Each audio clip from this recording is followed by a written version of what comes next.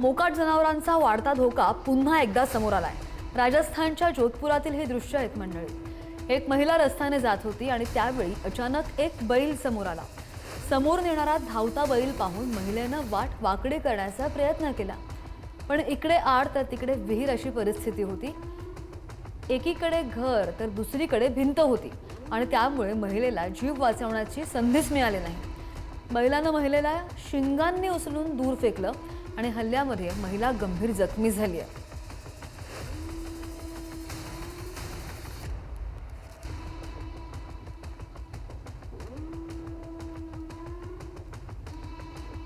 सध्या जंगली प्राण्यांचा वावर मानवी वस्तीमध्ये मोठ्या प्रमाणावर वाढलेला आहे। बऱ्याच ठिकाणी आपण पाहतो जंगली प्राण्यांच्या हल्ल्यांमध्ये जखमी किंवा मृत्यू झालेल्या बातम्या वारंवार घडतात आणि बऱ्याच ठिकाणी बिबट्या सीसीटीव्हीमध्ये कैद झालेला सुद्धा पाहायला मिळालाय। आणि अशीच एक घटना घडलेली आहे तामिळनाडू येथील वेलिंग्टनमध्ये।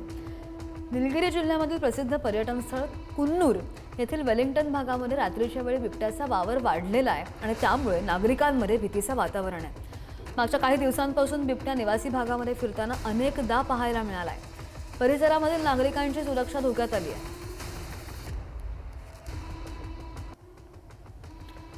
देशोदेशातील हल्ले आणि युद्ध काही थांबत नाहीयेत, त्यामुळे सामान्य जनतेचं मोठं नुकसान होत आहे। इस्रायलच्या दक्षिणेकडील ऐलान शहरामध्ये ही दृश्य आपण पाहतोय। या शहरावर येमेनी दहशतवादी गटाकडून ड्रोननं हल्ला करण्यात आला।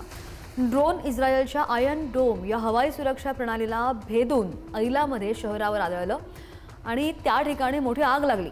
त्यानंतर त्या परिसरामध्ये एकच गोंधळ सुद्धा उडाला। जीव वाचवण्यासाठी लोक इकडे तिकडे धावू लागली, पण अचानक झालेल्या या हल्ल्यामुळे 25हून अधिक जण जखमी झालेत।